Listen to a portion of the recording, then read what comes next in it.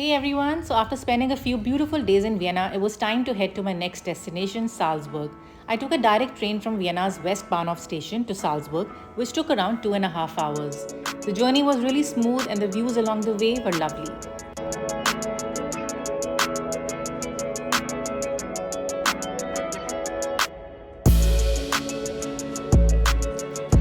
I stayed at a hotel that was just a few minutes walk from Salzburg main station.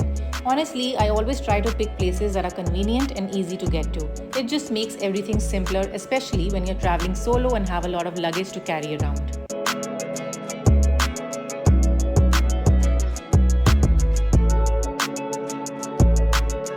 So in this vlog, I'll show you what Salzburg is like, where I went, what I ate, and just little moments from my time there. If you're planning a visit, I hope this helps. Let's jump in. So my first impression of Salzburg was how calm and clean it is. Everything just feels peaceful here. It's a small city, so you don't really need to rush or plan too much. You can easily walk around and explore at your own pace. I stayed here for 4 nights and I think that's a good amount of time to see everything properly without feeling too tired or rushed.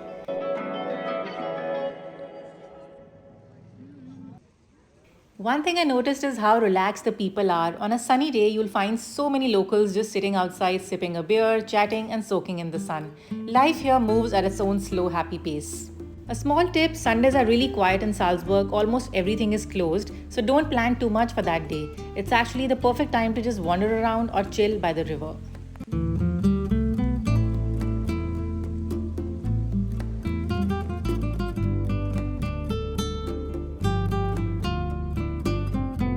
So now let's talk about some of the things to do and see in Salzburg. One of the most iconic places is the Mirabel Gardens, a really beautiful place that also happens to be where scenes from The Sound of Music were filmed. The gardens are free to enter and make for a great walk, especially in the mornings when it's quiet. From Mirabel Gardens, you can walk over to the Old Town, which is also the center of the town. So Salzburg is actually built on both sides of the river and it's connected by a few main bridges. So it's really easy to walk from one side to the other. One of the nicest things about Salzburg is how walkable it is. The Old Town or the Altstadt is one of the most charming parts of the city. You'll find narrow streets, cute little shops, cafes and old churches.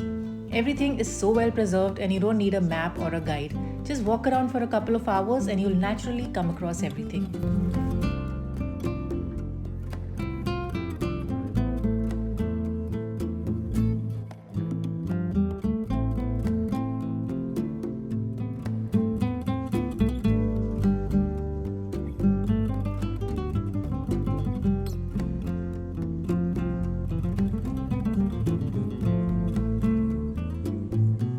Salzburg is the city where Mozart was born, and you can really feel how proud the locals are of that. Music is such a big part of the city's identity. You will see street performers playing classical music, hear live concerts in the evenings, and even spot Mozart souvenirs in almost every shop.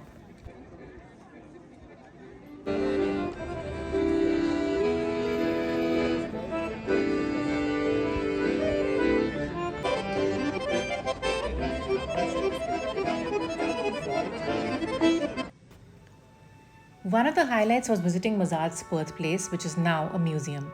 The museum itself is located right in the old town. It's not very big, but it's quite interesting. You get to see where he lived as a child, some of the instruments he played, and learn more about his early life and family. Even if you're not into classical music, it's still special to stand in the very place where one of the world's greatest musicians grew up. It gives you a better appreciation for the city and its history.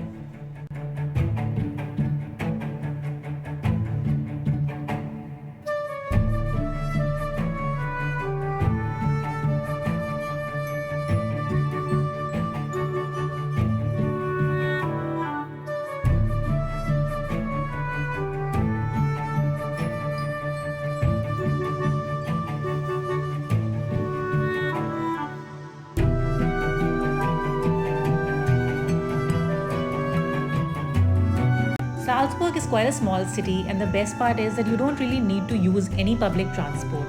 Everything is close by and walkable, which makes exploring super easy and relaxed. One place you should definitely not miss is the Hohensalzburg Fortress. It sits on a hill overlooking the whole city, so you can either walk up or take the funicular, which is like a small train that takes you up the hill.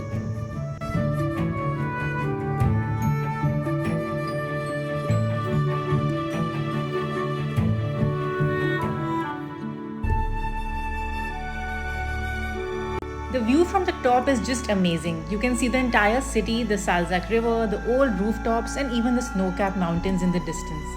There's also a museum inside the fortress, and it's interesting if you enjoy history. But honestly, even just going up there for the view is totally worth it.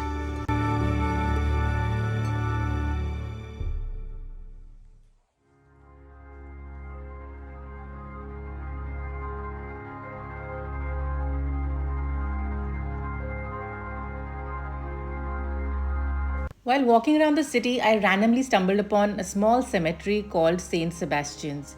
I wasn't planning to go in, but something about it made me stop. It looked really calm and beautiful from the outside, so I decided to take a quick look.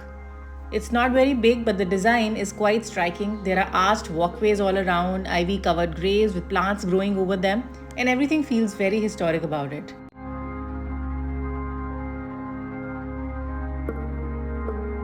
Later, I found out that Mozart's father and his wife are buried here. I thought that was quite interesting, especially since Salzburg is all about Mozart.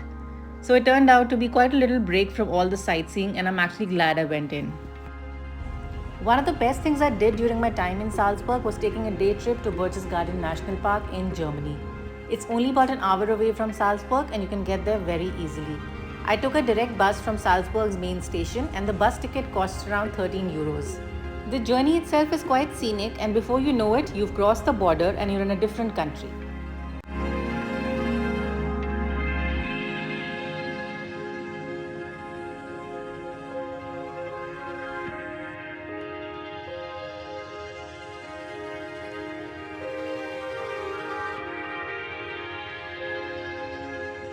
Once I reached, I headed straight to Konixi Lake, which is inside the national park. It's one of the cleanest lakes in Germany, and the views are something else, surrounded by tall, dramatic mountains and super still water.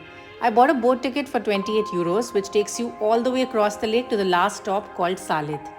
The boat ride is really quiet and peaceful. They even pause in the middle so you can hear the echo bounce off the cliffs, which is quite a unique experience.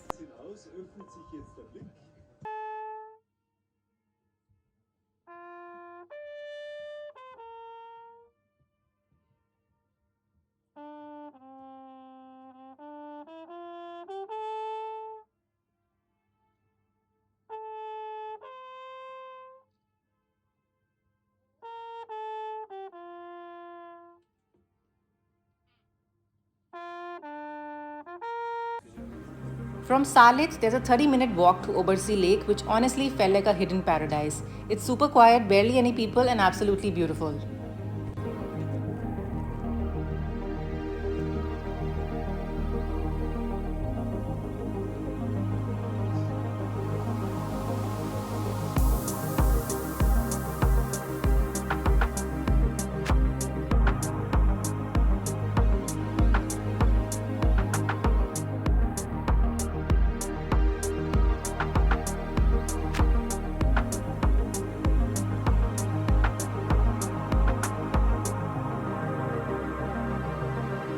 There are also lots of hiking routes in the national park, so if you're someone who enjoys being outdoors, you could easily spend the whole day there.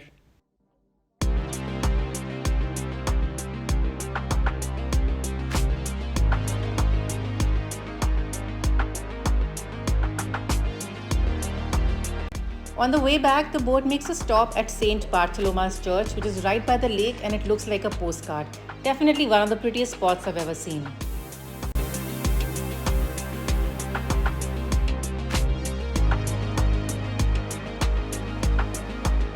Make sure to keep a track of time. The last boat from the church back to the dock is usually around 5 p.m, so plan your visit accordingly.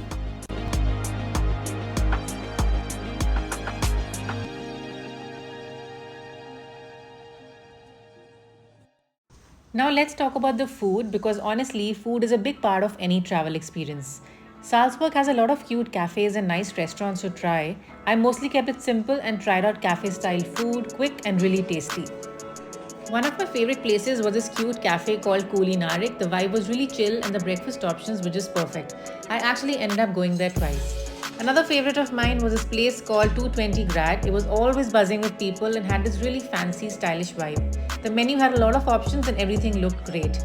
It's definitely one of those cafes you shouldn't miss while in Salzburg.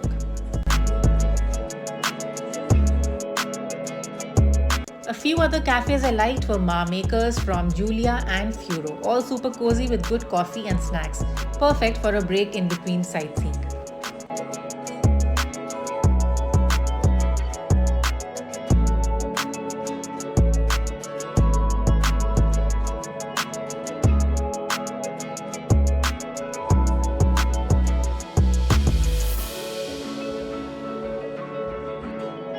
When it came to restaurants, I had a really nice meal at a Chinese place called Yoon. There's always a bit of a wait and the food takes time, so I'd recommend going early, but the food was worth it.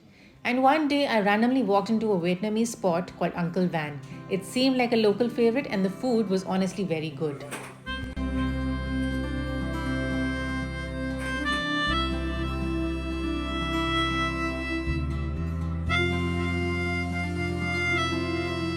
So that's it for this vlog. Salzburg was peaceful, beautiful, and really easy to enjoy.